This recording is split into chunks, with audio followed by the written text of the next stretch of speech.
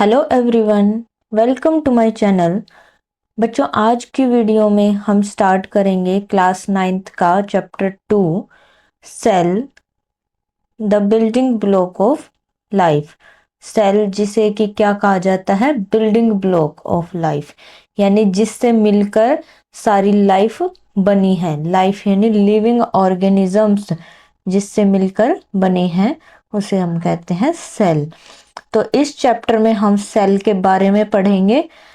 Cell का क्या क्या कंपोनेंट्स हैं, किन किन चीज और क्या क्या ऑर्गेनेलीज हैं, सेल की पार्ट्स कौन कौन से हैं और किस तरह से सेल का डिवीजन होके लाइफ फॉर्म होती है।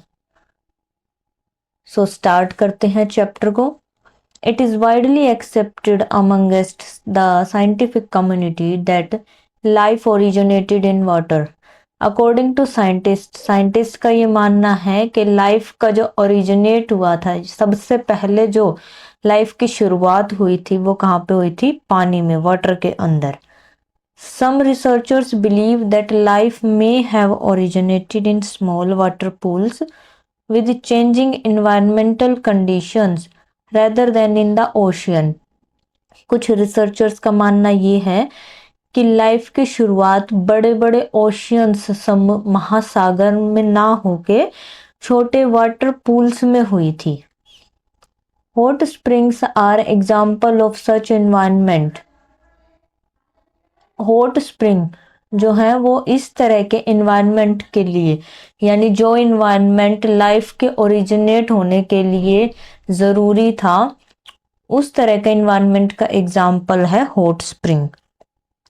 In India the hot spring of Puga valley in Ladakh.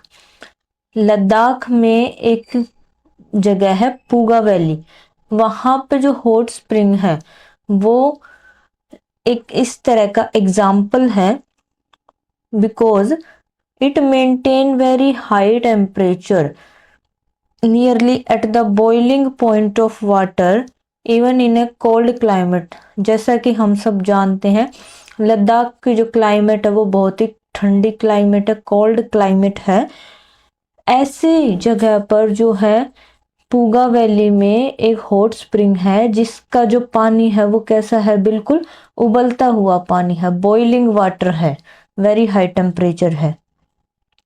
These environmental conditions seem to be similar to those on the early Earth about 3.5 billion years ago.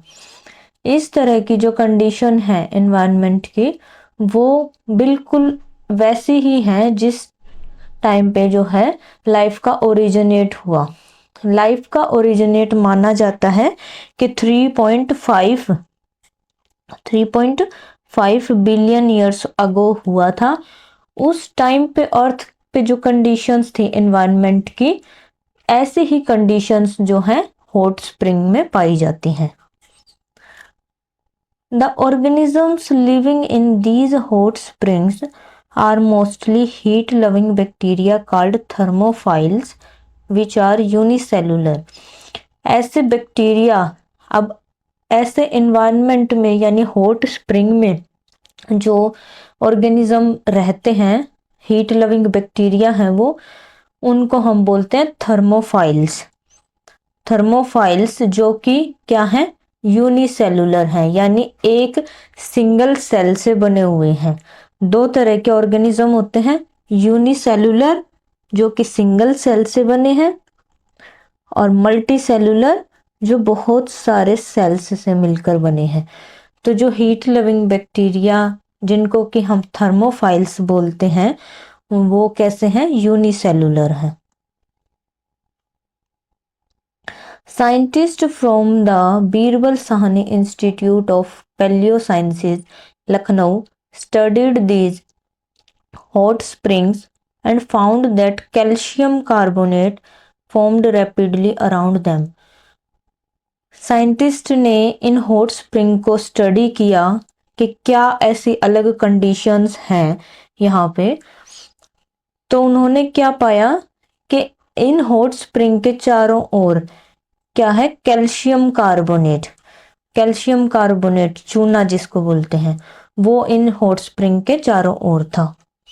These deposits may have protected early organic molecules from harmful radiation and extreme conditions, and they may have also helped in the formation of the first protective membrane, the barrier that defines a cell. तो ये जो deposits हैं calcium carbonate के, इन्होंने क्या किया होगा कि ऑर्गेनिक मॉलिक्यूल्स को हार्मफुल रेडिएशन से बचाया और एक्सट्रीम कंडीशंस से, यानी बहुत ज़्यादा हॉट, बहुत ज़्यादा कोल्ड, तो एक्सट्रीम कंडीशंस से इनको बचाया।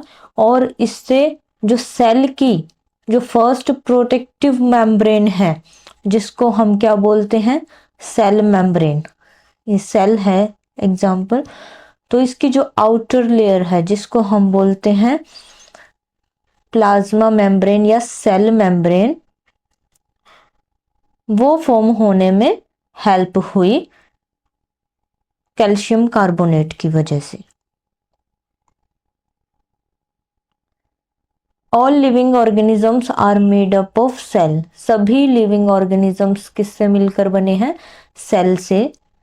The cell represents the basic level at which life exist, cell जो है वो क्या है, बेसिक लेवल, यानी सबसे स्मॉलेस्ट यूनिट है जिससे कि लिविंग ऑर्गेनिजम्स बने हैं। Some organisms such as bacteria और yeast consist of only one cell, unicellular. कुछ ऑर्गेनिजम्स जैसे कि बैक्टीरिया और यीस्ट, ये एक ही सेल से बने हैं, एक ही सेल है इनके अंदर, तो इसलिए हम इन्हें क्या कहते हैं, यूनिसेलुलर। यूनिसेलुलर यानी one cell. while other like plants, fish, birds or humans are made up of millions of cells, multicellular, that work together। और जो ऑर्गेनिजम्स हैं जैसे कि प्लांट्स, एनिमल्स, फिश, बर्ड और ह्यूमंस, ये सभी बहुत सारे मिलियंस ऑफ सेल्स से मिलकर बने हैं। तो बहुत सारे सेल से मिलकर बने हैं, इसलिए ये कैसे हैं, मल्टी सेलुलर ऑर्गेनिज्म है। A group of similar cells performing similar functions form tissues. अब यहाँ पे ये टिश्यू की डेफिनेशन दी गई है, टिश्यू के बारे में बताया गया है। टिश्यू क्या होता है, जब बहुत सारे सेल किस तरह के, एक ही तरह के, एक ही जैसे सेल मिलकर एक पर्टिकुलर फंक्शन परफॉर्म करें, तो उस ग्रुप ऑफ सेल्स को हम क्या कहते हैं, tissue. Different tissues are organised to form an organ and several organs work together to form organ system such as nasal pores, nasal cavity, trachea and lungs form respiratory system। अब देखो cell का group मिलकर क्या बना, tissue बना। अब जब बहुत सारे टिश्यू जब ग्रुप बनाएंगे तो टिश्यू से मिलकर क्या बनेगा, एक ऑर्गन बनेगा। और ऑर्गन, कई सारे ऑर्गन मिलकर क्या बनाएंगे, ऑर्गन सिस्टम बनाएंगे। तो फॉर एग्जाम्पल जैसे देखो सेल था, सेल का ग्रुप बना तो उसको क्या बोला, टिश्यू। जब बहुत सारे टिश्यूज मिले तो क्या बना हमारा, ऑर्गन बना। और कई सारे ऑर्गन मिलकर क्या बनाएंगे, ऑर्गन सिस्टम। अब जैसे हमारी बॉडी, ह्यूमन बॉडी में बहुत सारे ऑर्गन सिस्टम हैं। अगर हम बात करें रेस्पिरेटरी सिस्टम की, रेस्पिरेटरी सिस्टम क्या है, एक ऑर्गन सिस्टम है।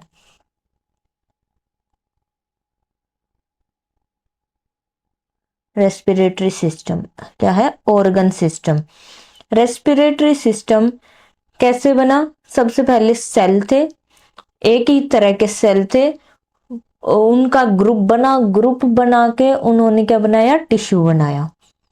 उन टिश्यूज का ग्रुप बन के ऑर्गन्स बने। ऑर्गन जैसे कि nasal pores, nasal cavity, trachea and lungs, ये सभी क्या है, ऑर्गन है। अब ये सब ऑर्गन मिलकर एक सिस्टम बनाएंगे। उस सिस्टम को हम बोलेंगे ऑर्गन सिस्टम, और जिसका नाम होगा रेस्पिरेटरी सिस्टम।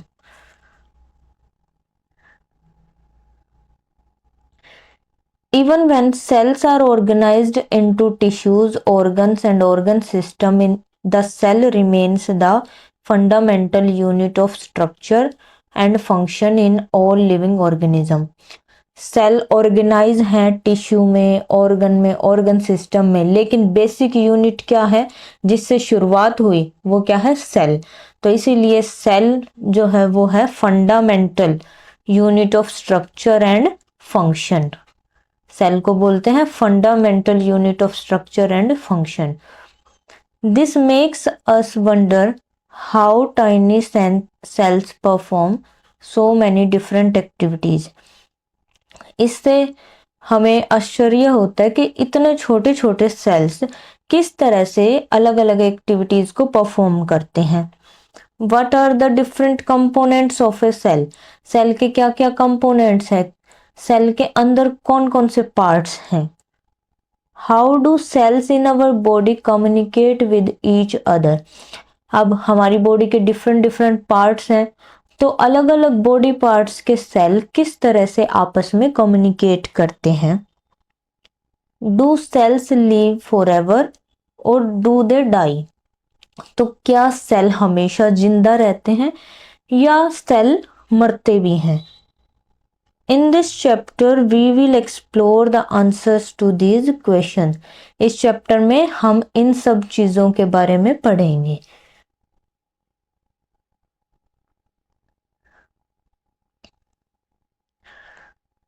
तो हाउ टू स्टडी सेल, हम सेल को किस तरह से हम स्टडी करते हैं, किस तरह से हम सेल के बारे में जानते हैं, कैसे हमने पता लगाया कि सेल का साइज क्या है, सेल दिखते कैसे हैं।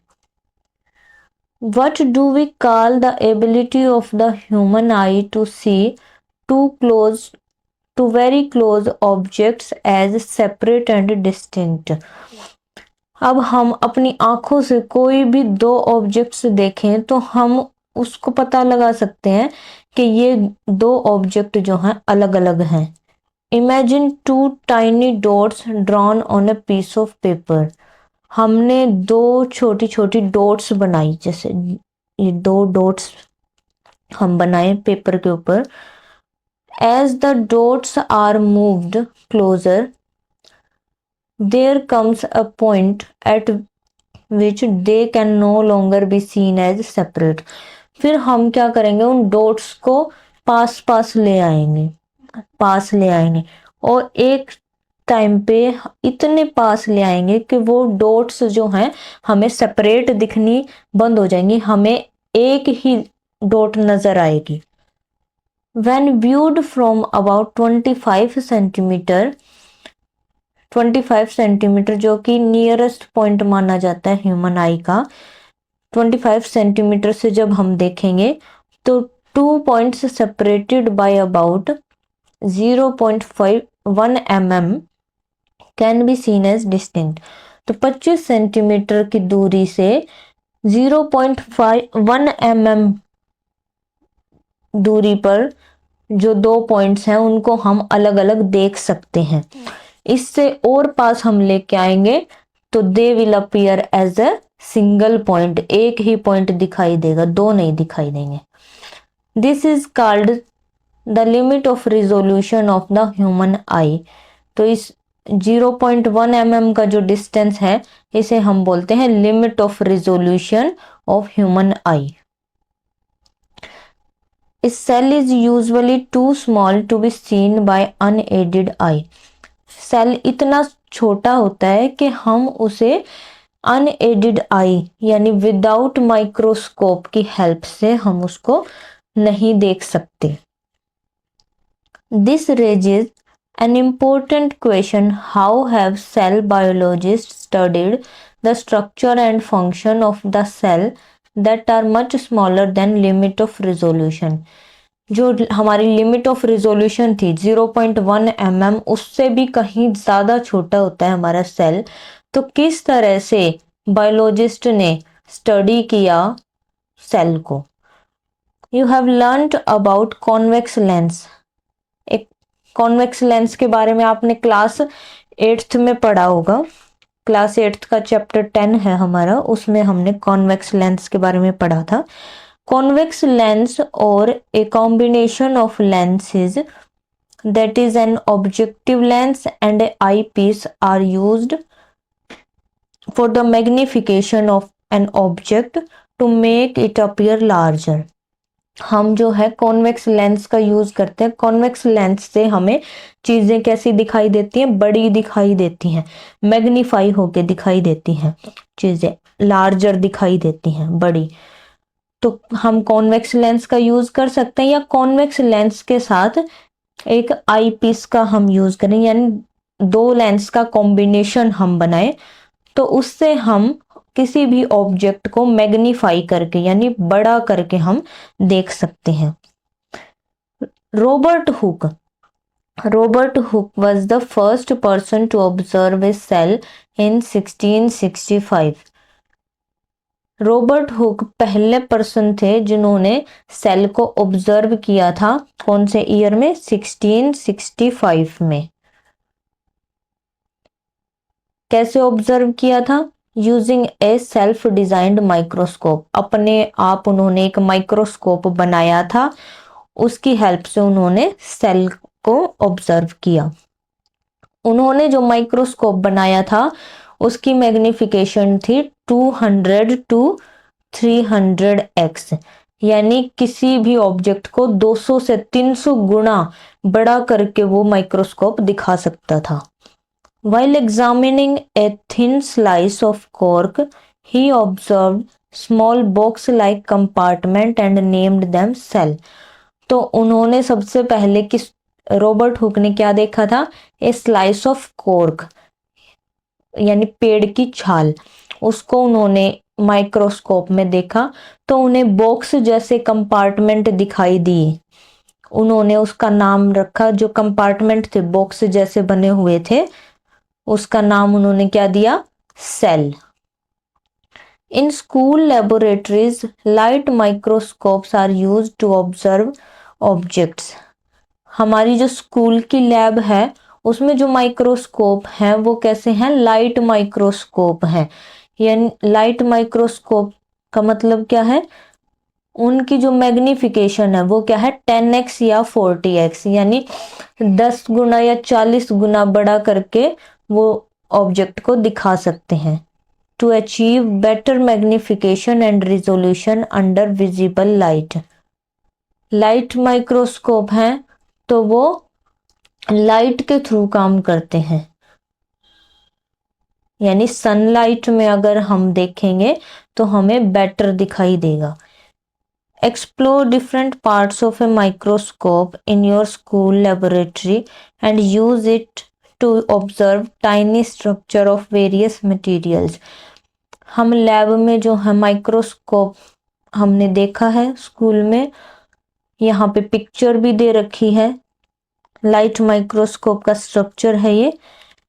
ऐसा माइक्रोस्कोप हमारे स्कूल लैब में यूज होता है और इसके थ्रू हम अलग अलग मटेरियल का फाइन स्ट्रक्चर देख सकते हैं, यानी उसको हम बड़ा करके हम देख सकते हैं। Under the microscope you will see A magnified image of an object. जो ऑब्जेक्ट है उसका जो एक्चुअल साइज है उससे कहीं बड़ी इमेज हमें इसमें माइक्रोस्कोप में दिखाई देती है। अब माइक्रोस्कोप की पिक्चर को हम देखें तो इसमें अलग अलग पार्ट्स हैं। सबसे पहला है हमारा आई पीस। आई पीस के थ्रू हम स्लाइड को देखते हैं। अब यहाँ पे है स्टेज। स्टेज पे हम स्लाइड प्रिपेयर करके जो चीज हमें देखनी है उसकी स्लाइड प्रिपेयर करके हम स्टेज के ऊपर हम रखते हैं। अब यहाँ पे लेंस भी दिए हुए हैं, ऑब्जेक्टिव लेंस हैं, ये अलग अलग मैग्निफिकेशन के लेंसेज यहाँ पे हैं। ये है बॉडी ट्यूब, नीचे एक मिरर दिया हुआ है, जब लाइट आएगी तो यहाँ से रिफ्लेक्ट होके स्टेज तक पहुंचेगी और हमें क्लियर जो है दिखाई देगा। यहाँ पे कोर्स एडजस्टमेंट नॉब है एंड फाइन एडजस्टमेंट नॉब, इन दोनों का यूज करके हम स्लाइड को क्लियरली देख सकते हैं। हैंडल है पकड़ने के लिए, और ये सबसे नीचे क्या है, माइक्रोस्कोप का बेस है।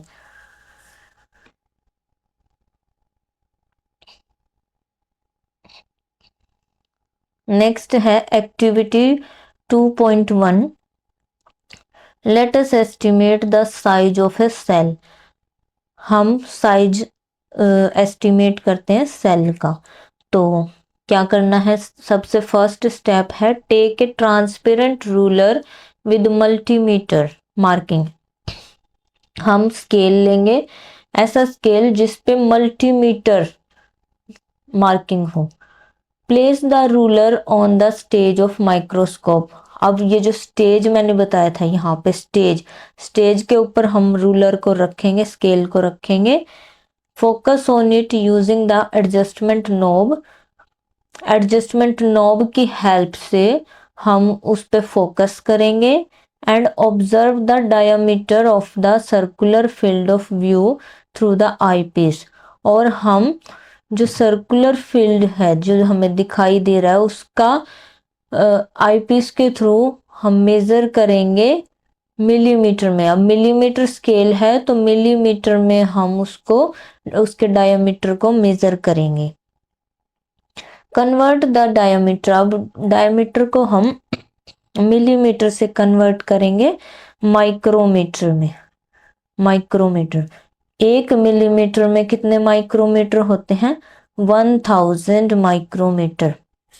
1 मिलीमीटर में 1000 माइक्रोमीटर होते हैं। Suppose the diameter of visible field is 5 millimetre. माना हमें जो विजिबल फील्ड, जो फील्ड हमें दिखाई दे रहा है स्टेज पे, उसका डायमीटर 5 मिलीमीटर है। तो हम इसको माइक्रोमीटर में कन्वर्ट करें तो 1000 से मल्टीप्लाई करेंगे तो 5000 माइक्रोमीटर आएगा। अब remove the ruler and place a onion peel slide. अब एक अनियन पील स्लाइड बनाएंगे हम, जो कि हमने 8th क्लास में सीखी थी बनानी। अनियन पील की स्लाइड बनाकर हम उसको स्टेज पर रखेंगे। Focus on the slide.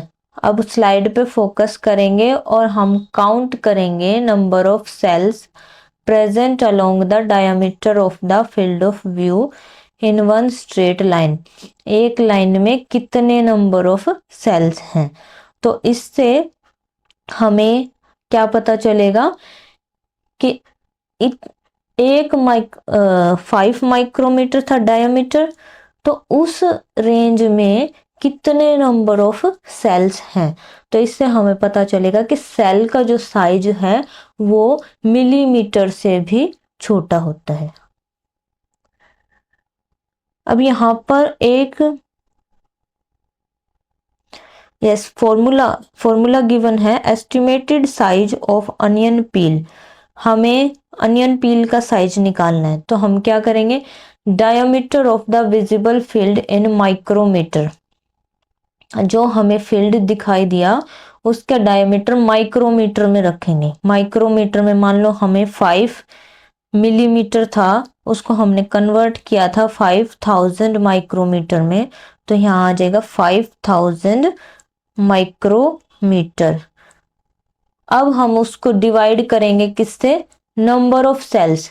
हमने जो नंबर ऑफ सेल्स देखे, अनियन पील की स्लाइड रखी थी हमने, उसमें हमने देखा कि कितने नंबर ऑफ सेल हैं उस डायमीटर में। तो जो जितने नंबर ऑफ सेल हमें दिखाई दिए गए उस नंबर से हम इसको क्या डिवाइड कर देंगे। मानो हमें दिखाई दिए गए 25 नंबर ऑफ सेल, ठीक है, 25 सेल्स हमें दिखाई दिए।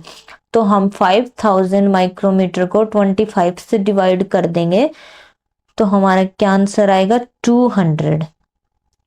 25 टू जा 50 और 2 0, तो 200 माइक्रोमीटर। ये क्या आ गया, एक सेल का साइज, जो हमारा अनियन पील है उसके एक सेल का साइज आ गया। एक सेल कितना बड़ा है, 200 micrometer. If the estimated size of onion peel is 200 micrometer, how much does a light microscope magnify this cell?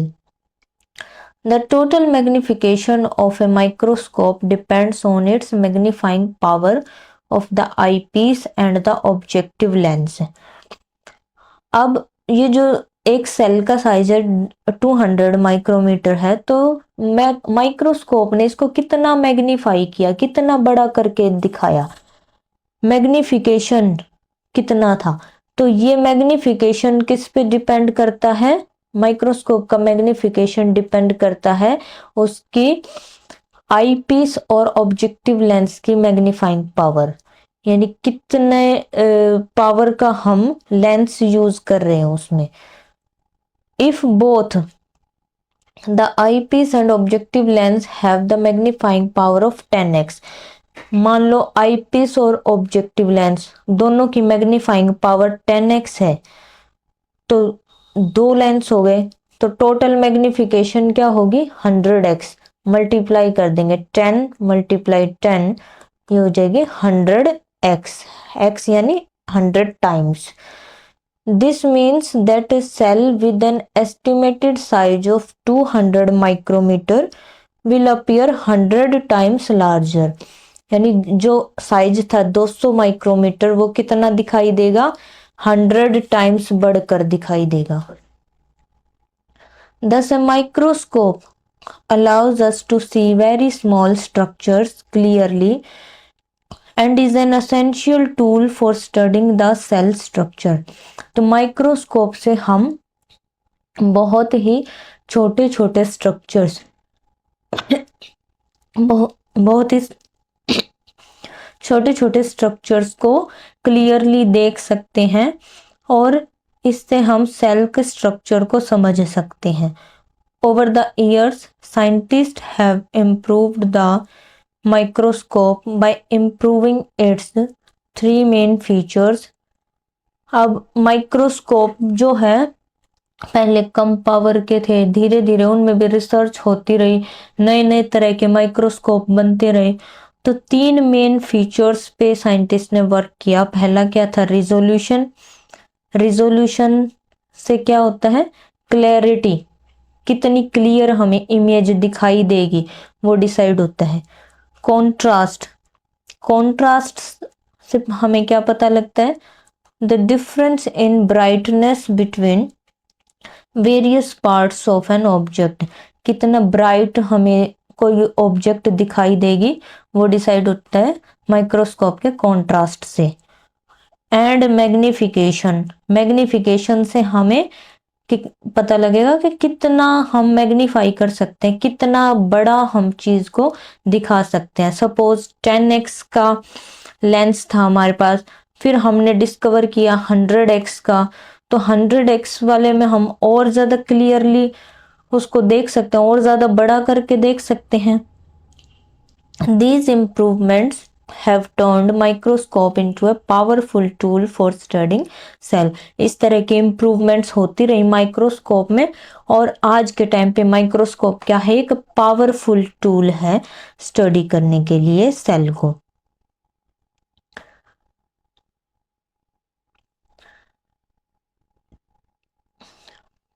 अब यहाँ पे एक और तरह का माइक्रोस्कोप दिखाया गया है, इलेक्ट्रॉन माइक्रोस्कोप।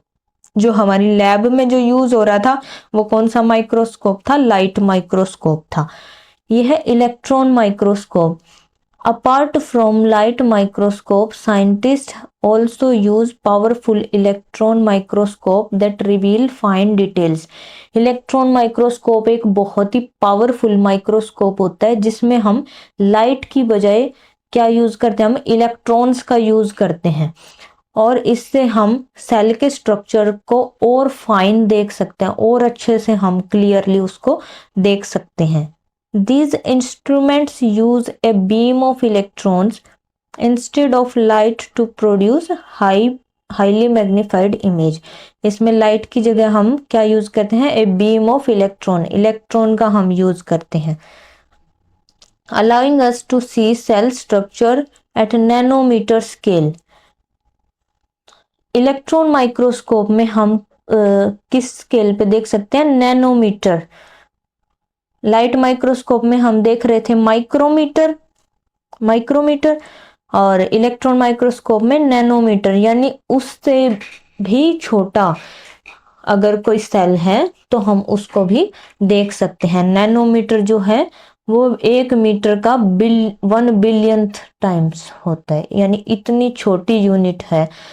तो बहुत ही छोटी चीज को भी हम क्लियरली इसमें देख सकते हैं। ये एक पावरफुल माइक्रोस्कोप होता है। तो आज की वीडियो में इतना ही। नेक्स्ट वीडियो में हम कवर करेंगे स्ट्रक्चर ऑफ सेल, किस तरह से सेल में क्या क्या स्ट्रक्चर हैं, उसके क्या क्या कंपोनेंट्स हैं। Thank you all of you.